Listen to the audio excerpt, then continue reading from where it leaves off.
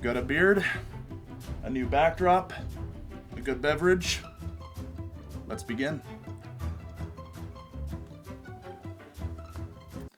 Hello there, people of YouTube and beyond. I'm Marcus Chenoweth of Rogue Renegade Productions. I'm an avid music enjoyer, primarily of the genres of rock and metal, but regardless of those being the primary genres I listen to music of all sorts, almost all genres. From classic hip-hop to 80s pop to electronic to old country and even classical. Even with rock and metal, I listen to punk rock, death metal, power metal, black metal, deathcore, and even some grindcore and gore grind. It doesn't matter. Throughout my musical travels, I have come across and listened to some of the most bizarre music out there.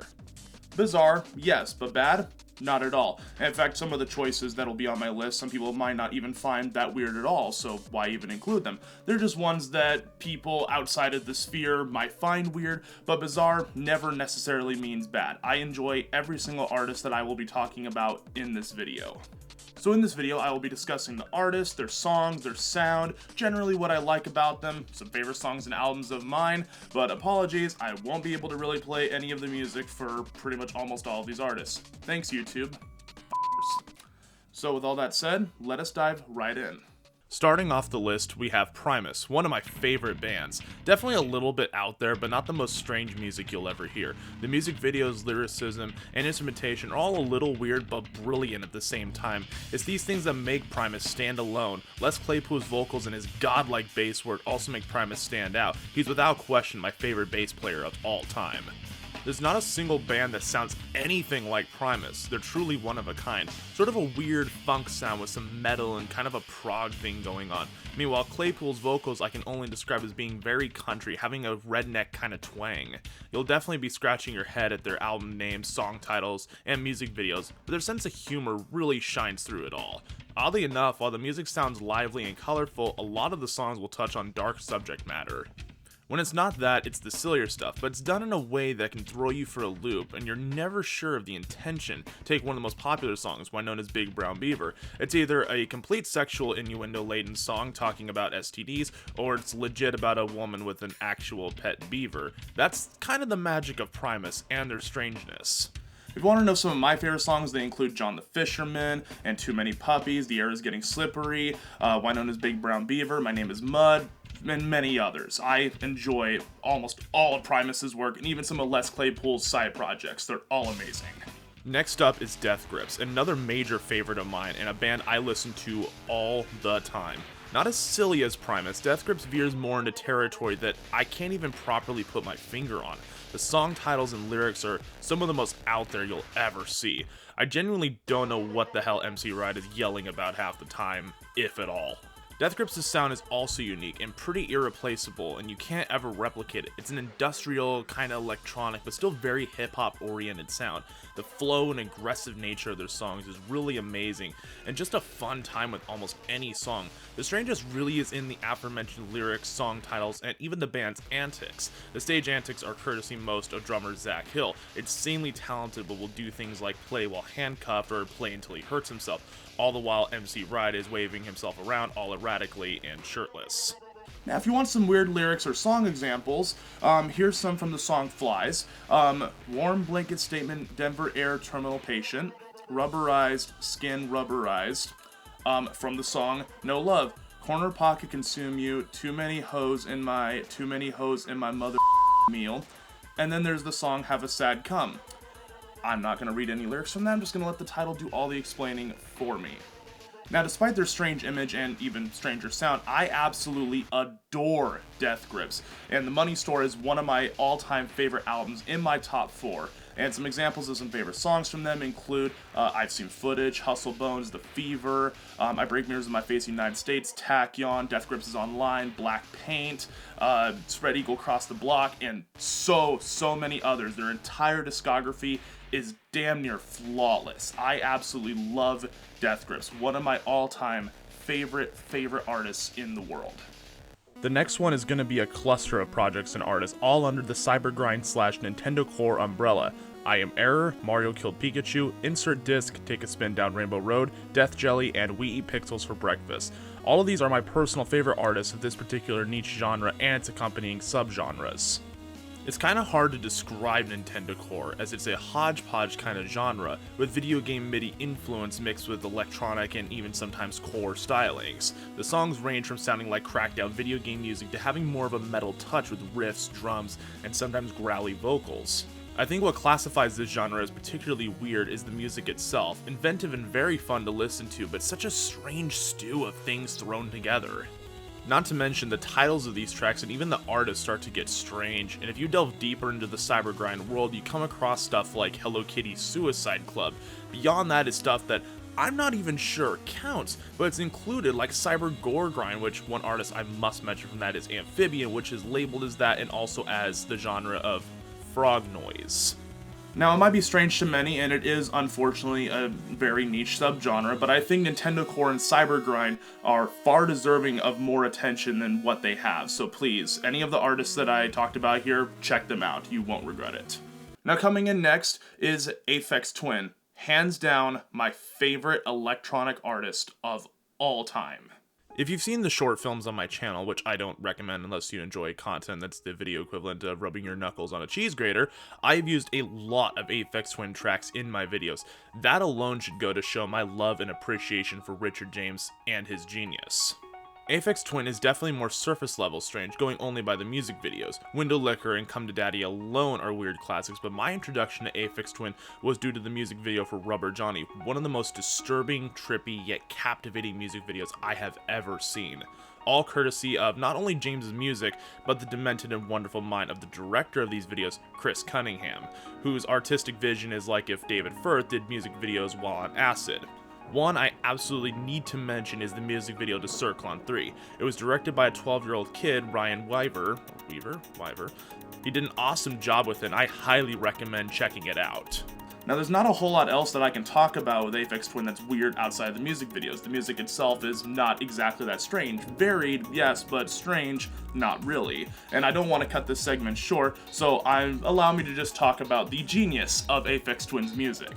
Aphex Twin's style can't be given a definition outside of just the genre it's in. Nothing is constant in the music. The style changes with every piece of work, each song and record having its own identity.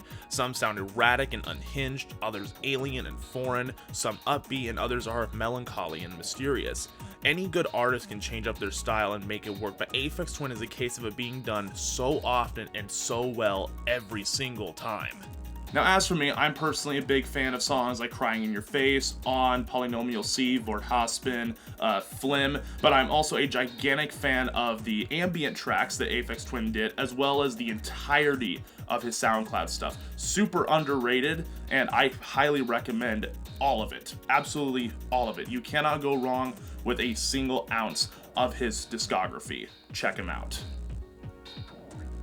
Now, the next artist coming up is probably the strangest thus far. Now, it's either pronounced PFR or PFFR. I'm just gonna say it how I read it. Thing is, PFFR isn't even mainly a musical project or artist. It's a company that just so happens to make music, the brainchild of Vernon Chapman, Allison Levy, Jim Tozzi, and John Lee. If Vernon Chapman's name rings a bell, you might know him as the voice of Tally in South Park, and also a writer for the show. PFFR might even ring a bell, as it's the same company that helped give us shows like Xavier Renegade Angel and Wonder Chosen. As for the music they made, I don't even know where to start. The sound is almost indescribable. An odd take on an electronic rock sound with a lot of psychedelic stylings to it. To say experimental would be a massive understatement, almost an insult to PFFR. It's unique to say the least. Back in the day, there was only United We Doth and their EP Chrome Ghost. Only later did I finally come across their earlier works, and in 2018, they released a new EP titled Dark Clouds Over Red Meat. The shows they worked on, as well as their music videos, will give you a good idea of how bizarre PFFR is. They fit so well into the MTV2 and Adult Swim era they were in, adding to and enhancing two places that were almost lawless, full of strange and captivating programming that pushed boundaries and opened the way for further stuff of that nature, avant-garde, experimental, psychedelic, whatever you wish to label it, they're it.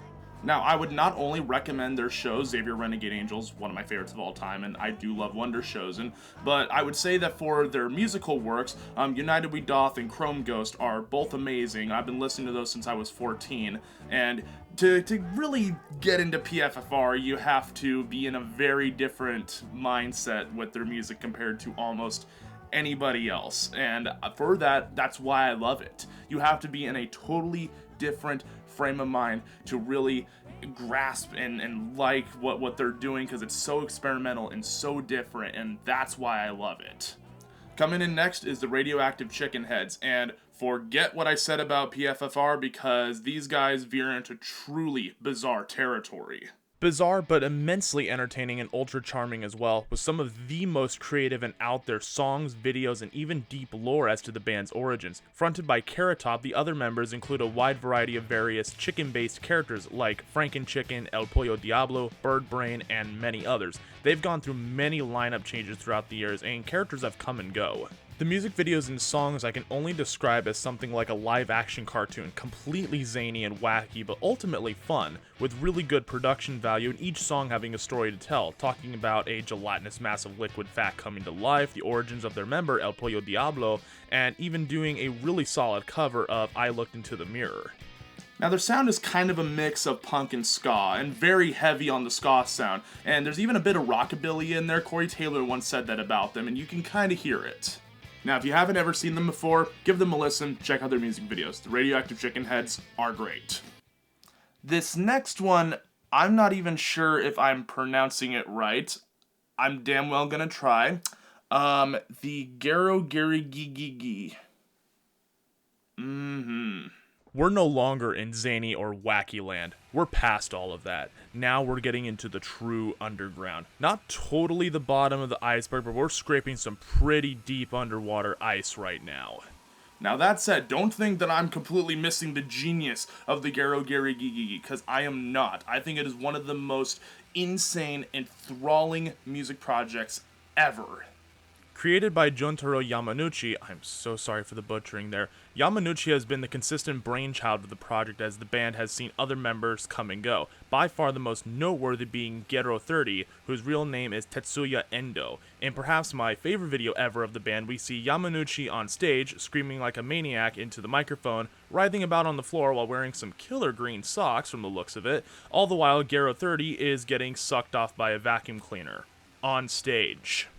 Besides Gero 30's shtick of masturbating on stage, the music itself is the hardest to talk about. Having released so much over the years, it's hard to know where to point one when recommending the music. They've done punk, they've done noise, they've done a wide array of stuff and released so much of it. It's even hard just to talk about the members, as everything that's done and said by them goes against conventional music making, and that's kind of why I love it. The Gero Geri Gigi is maybe best known for Tokyo Anal Dynamite, an absolutely bonkers album with short songs that rival even the most ardent grindcore acts and pure noise that you have to listen to believe. Then there's Yellow Trash Bazooka that is along the same lines and is utterly unhinged. There's lots of other stuff I can list, but just put their name into a search engine and go from there. Just about anything is a good start with the Gero Geri Gigi. Before I continue with what I think is the most bizarre thing that I listen to, let me just roll out the honorable mentions. First is Psychostick. More silly and funny than weird, Psychostick have been going strong for well over 20 years and have pumped out some of the most goofy yet fun albums and songs ever. A very good, hard-hitting metal sound places some silly lyrics that can be about a song actually being a sandwich, dogs liking socks, a cover of the Angry Video Game Nerds theme, and of course, beer. Next is Gorillaz. Really wanted to include them here, but wasn't sure if they were weird enough. One of my all-time favorite bands with some deep and expansive lore, interesting character designs, strange but intriguing lyrics. It's a musical masterclass. The band is entirely fictional, and I feel that Gorillaz having this long stretch of strange lore that goes with it really helps lend to them in a big way as a band. I should also mention that Plastic Beach is one of my all-time favorite albums. And there's so many others that I listen to that I can put here. Gwar, Oakley Dokley, King Gizzard and the Lizard Wizard, Frank Zappa, The Bloodhound Gang, Sad World, Ensemble of Christ the Savior and Mother Earth, maybe The Prodigy, and of course, Weird Al Yankovic. And my personal final choice for the strangest music that I listen to, grindcore. Grindcore, the fusion of hardcore punk and death metal, but taken to the most extreme and noisy degree.